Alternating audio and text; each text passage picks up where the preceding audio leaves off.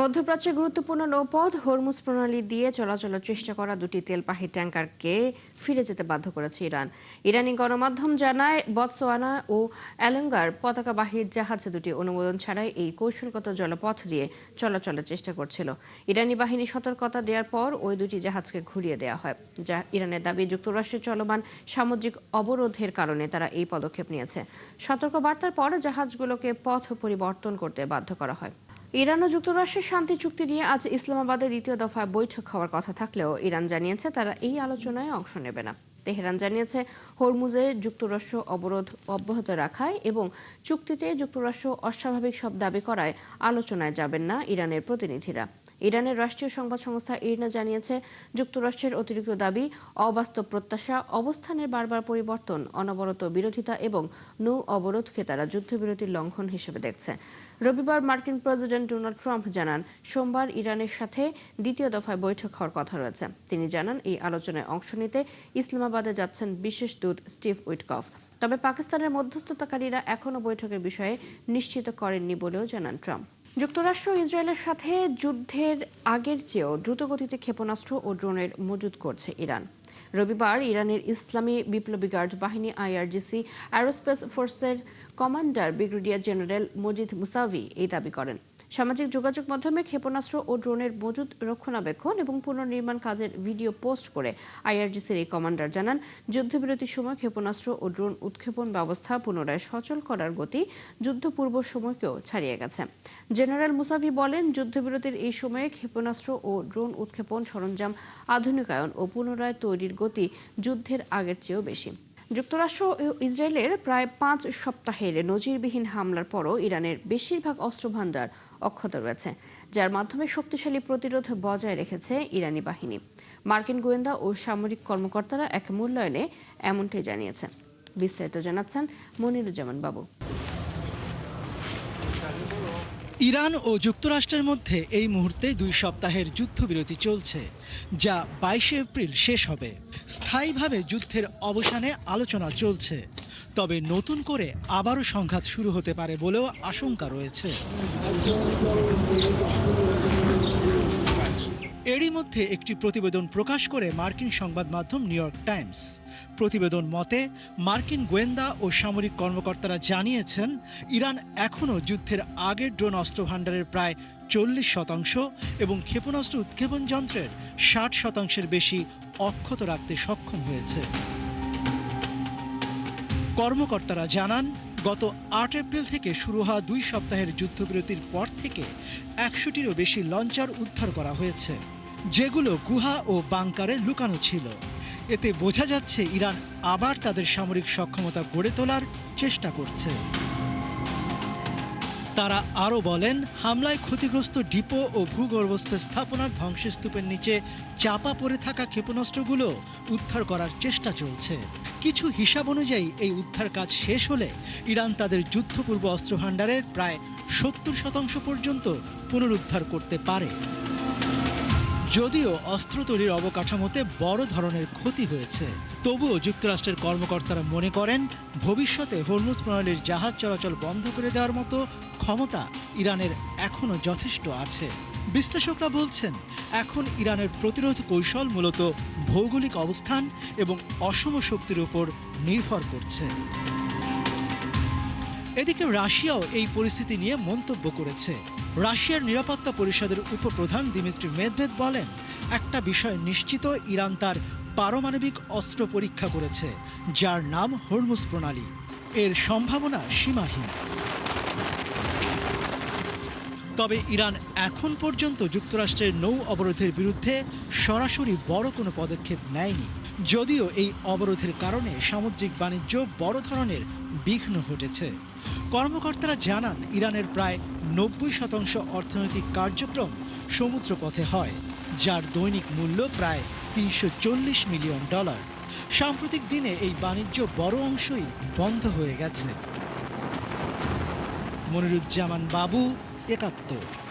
যুক্তরাষ্ট্রের লুইজিয়ানা অঙ্গরাজ্যে বন্দুক হামলায় নিহত হয়েছে অন্তত 8 শিশু। রবিবার শ্রেভপোর্ট শহরে এ ঘটনা ঘটে। এটি পুলিশ জানায় পারিবারিক বিরোধ থেকে এই হামলা হতে পারে। এদিকে পালানোর সময় পুলিশের গুলিতে নিহত হয় সন্দেহভাজন হামলাকারী। এই মর্মান্তিক ঘটনায় শোক ও আতঙ্ক ছড়িয়ে পড়েছে পুরো এলাকায়।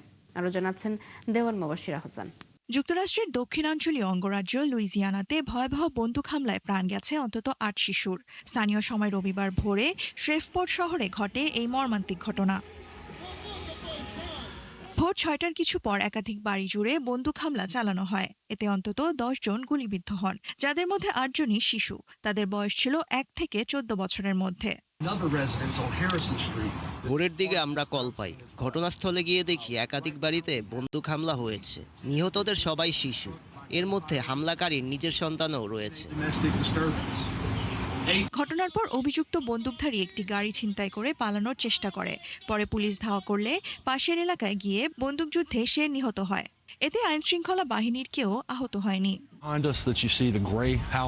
এই বাড়িটির ভেতরে ৬০টি শিশুর মরদেহ পাওয়া গেছে।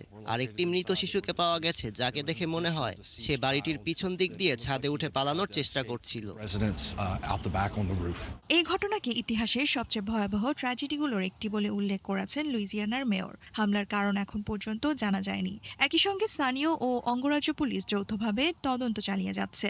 তবে এটি একটি পারিবারিক সহিংসতার ঘটনা বলে ধারণা করছে স্থানীয় কর্তৃপক্ষ। দেওয়ান মুবাশশিরা হোসেন, ৭১।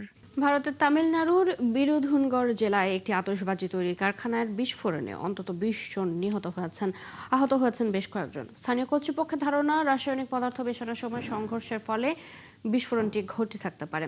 স্থানীয় পুলিশ জানিয়েছে, বিস্ফোরণের সময় ওই কারখানায় ৩০ জন শ্রমিক কাজ করছিলেন। বিস্ফোরণে কারখানার অন্তত ৪টি ঘর ধ্বংস হয়ে যায়। দুর্ঘটনার ১ ঘন্টারও বেশি সময় পর দমকল ও উদ্ধারকর্মীরা আগুন নিয়ন্ত্রণে আনে। আহতদের চিকিৎসার জন্য নিকটবর্তী হাসপাতালে নেওয়া হয়েছে। কি কারণে বিস্ফোরণটি ঘটল এবং কারখানা কর্তৃপক্ষ নিরাপত্তা বিধি মেনে চলছিল কিনা তা খতিয়ে দেখতে একটি মামলা দায়েরের পর তদন্ত শুরু করেছে পুলিশ। আগামী ২৩ এপ্রিল পশ্চিমবঙ্গে অনুষ্ঠিত হতে যাচ্ছে বিধানসভার প্রথম দফার নির্বাচন। আর এই নির্বাচনকে ঘিরে প্রচার চালাচ্ছে বিভিন্ন দলের প্রার্থীরা। মূলত বিজেপি ও তৃণমূলের মধ্যে প্রতিদ্বন্দ্বিতা হলেও ভোটার তালিকা সংশোধন হওয়ায় কে সরকার গড়বে তা অনুমান করতে পারছেন না বিশ্লেষকরা। অন্যদিকে ভোটে সব ধরনের সহিংসতা রোধে প্রথম দফায় মোতায়েন করা হবে প্রায় ২,৫০০ কোম্পানি কেন্দ্রীয় বাহিনী। শারমিন স্বপ্নার রিপোর্ট। আগামী ২৩ এপ্রিল প্রথম দফার নির্বাচনকে ঘিরে সরগরম পশ্চিমবঙ্গ। আর প্রার্থীরাও ব্যস্ত শেষ মুহূর্তের প্রচারে। নির্বাচনের প্রথম দফায় ১৬ জেলায় ১৫২ আসনে ১,৪৭৮ জন প্রার্থী প্রতিদ্বন্দ্বিতা করবেন। এরই মধ্যে বিজেপির পক্ষে প্রচার চালিয়েছেন প্রধানমন্ত্রী নরেন্দ্র মোদী, অমিত শাহ, রাজনাথ সিং ছাড়াও উত্তরপ্রদেশের যোগী আদিত্যনাথ, দিল্লির রেখা গুপ্ত। অন্যদিকে কংগ্রেসের রাহুল গান্ধী, তৃণমূলের মমতা বন্দ্যোপাধ্যায় ও অভিষেক বন্দ্যোপাধ্যায়ও প্রচার করেছেন। তবে এবার ভোটার তালিকা সংশোধন হওয়ায় কে সরকার গড়বে তা অনুমান করতে পারছেন না বিশ্লেষকরা। সংশোধনে মৃত, বদলি, ভুয়া আর নথি না থাকায় ৮৩ লাখেরও বেশি ভোটারের নাম বাদ পড়েছে। অন্যদিকে নতুন যুক্ত হয়েছে ৭ লাখের কিছু বেশি ভোটার। এদিকে প্রচারে নিজের দলের পক্ষে সাফাই গাইলেও অন্য দলের কঠোর সমালোচনা করছেন দলীয় নেতারা। ভোটের মাধ্যমেই সব শোষণ ও নিপীড়নের জবাব দেওয়ার কথা বলেন তৃণমূলের নেতারা। ভরসা, বিশ্বাস, আস্থার নাম তৃণমূল। মা মাটি মানুষ, আমরা কথা দিয়ে কথা রাখি। মমতা বন্দ্যোপাধ্যায়ের এই ৫ প্রতিশ্রুতি আগামী ৫ বছর কেন্দ্র সরকার দিক বা না দিক আমরা পালন করব, কথা দিয়ে গেছি। বলি না, অনেক হয়েছে না, তোমরা বাংলাকে টার্গেট করেছো। বাংলার মানুষ তোমাদের বুঝিয়ে দেবে, বাংলাকে ইংরেজরা পারেনি, তোমরাও পারবে না। জেনে রেখে দাও, বাংলায় ভারতবর্ষকে পর্দা পাবে। অন্যদিকে বিজেপির নেতারা এবার বাংলা বধের আশা করছেন। আজ উস बंगाल के सामने पहचान का संकट आया है। বাংলার নিজের পরিচয়ে সংকট দেখা দিয়েছে। প্রথমে কংগ্রেস, এরপর কমিউনিস্ট ও পরে ১৫ বছর ধরে তৃণমূল কংগ্রেসের শাসনামলে বাংলার সবকিছু লুটপাট হয়েছে। যে বাংলা এক সময় ভারতের অর্থনীতিতে ভূমিকা রাখত, আজ তারাই কাঙাল হয়ে যাচ্ছে। এখানকার যুবকরা বেকার আর কৃষকরা অসহায়। প্রথম দফার নির্বাচনের পর দ্বিতীয় দফার নির্বাচন হবে আগামী 29 এপ্রিল। আর সে নির্বাচনে 7 জেলার 142 আসনে প্রতিদ্বন্দ্বিতা করবেন 1448 প্রার্থী। শারমিন স্বপ্না, একাত্তর।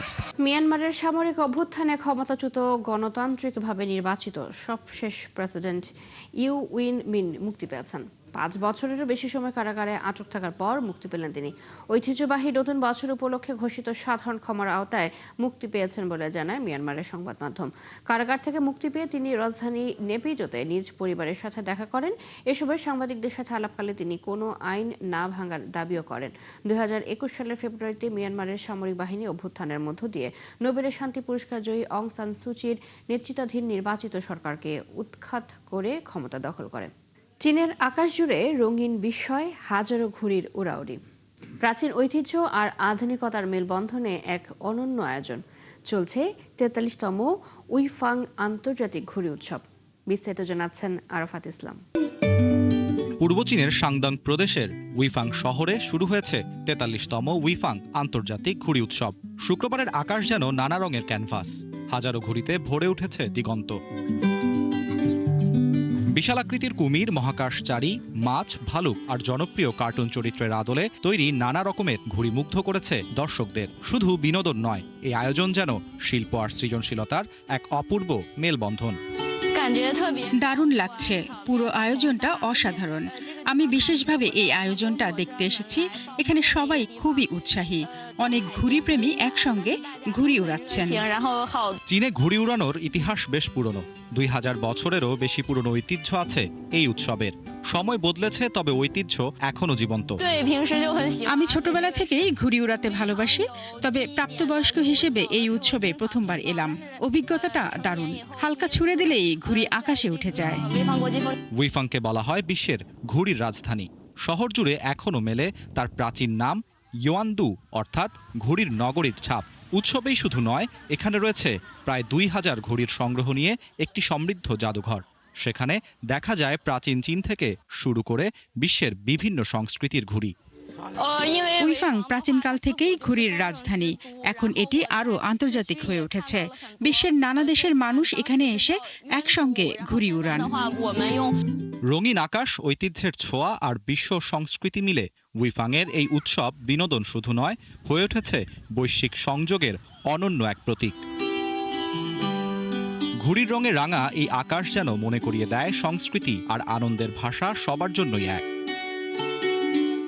আরাফাত ইসলাম, একাত্তর। চীনের রাজধানী বেইজিংয়ে অনুষ্ঠিত এক ব্যতিক্রমী হাফ ম্যারাথন দৌড়ে প্রযুক্তি ও মানব সক্ষমতার অনন্য মেলবন্ধন দেখা গেছে। প্রতিযোগিতায় মানব দৌড়বিদদের পাশাপাশি অংশ নেয় কয়েক ডজন হিউম্যানয়েড রোবট, যা উপস্থিত দর্শক ও প্রযুক্তিপ্রেমীদের মধ্যে ব্যাপক আগ্রহ সৃষ্টি করে। প্রতিযোগিতায় চমক দেখায় চীনা স্মার্টফোন নির্মাতা প্রতিষ্ঠান অনারের তৈরি একটি হিউম্যানয়েড রোবট। মাত্র 50 মিনিট 26 সেকেন্ডে দৌড় শেষ করে বিজয়ী হয় এটি। বিস্তারিত জানাচ্ছেন শারমিন স্বপ্না। চীনের রাজধানী বেইজিংয়ে সম্প্রতি অনুষ্ঠিত এক হাফ ম্যারাথন প্রতিযোগিতা প্রযুক্তি ও ক্রীড়ার এক অভিনব সংমিশ্রণের সাক্ষী হয়ে উঠেছে। এখানে একই সঙ্গে দৌড়াতে দেখা গেছে মানুষ ও কয়েক ডজন হিউম্যানয়েড রোবটকে। ভবিষ্যতের সম্ভাবনা যেন বাস্তবেই ধরা দিল এই ব্যতিক্রমী আয়োজনে। আয়োজকদের তথ্য অনুযায়ী মানব দৌড়বিদদের পাশাপাশি চীনের তৈরি 100টিরও বেশি রোবট এই প্রতিযোগিতায় অংশ নেয়। তবে নিরাপত্তার বিষয়টি বিবেচনায় রেখে মানুষ ও রোবটকে সমান্তরাল আলাদা পথে দৌড়ানোর ব্যবস্থা করা হয়, যাতে কোনো ধরনের সংঘর্ষ না ঘটে। প্রতিযোগিতায় সবার নজর কাড়ে চীনা স্মার্টফোন নির্মাতা প্রতিষ্ঠান অনারের তৈরি একটি হিউম্যানয়েড রোবট। এটি মাত্র 50 মিনিট 26 সেকেন্ডে দৌড় শেষ করে চ্যাম্পিয়ন হয়। এর মাধ্যমে রোবটটি গত বছরের চ্যাম্পিয়ন রোবটের 2 ঘন্টা 40 মিনিট সময়ের রেকর্ড ভেঙে নতুন ইতিহাস গড়ে। এই আয়োজন শুধু একটি প্রতিযোগিতা নয়, বরং চীনের প্রযুক্তিগত অগ্রযাত্রার প্রতিফলন। রোবোটিক্স শিল্পে বিশ্ব নেতৃত্বের লক্ষ্য নিয়ে দেশটি এগিয়ে যাচ্ছে। এই লক্ষ্যে সরকার স্থানীয় প্রতিষ্ঠানগুলোকে উৎসাহিত করতে নানা নীতি সহায়তা, বিনিয়োগ এবং গবেষণা সুবিধা প্রদান করছে। শারমিন স্বপ্না, একাত্তর। এই ছিল এখনকার আয়োজনে বিশ্বের আর নতুন কিছু খবর এবং বিশ্লেষণ নিয়ে দুপুর 1টায় আবার হাজির হবে বিশ্বযোগ। চোখ রাখুন একাত্তরের ফেসবুক পেজে, সাবস্ক্রাইব করুন একাত্তরের ইউটিউব চ্যানেল। একাত্তরের সাথে থাকুন।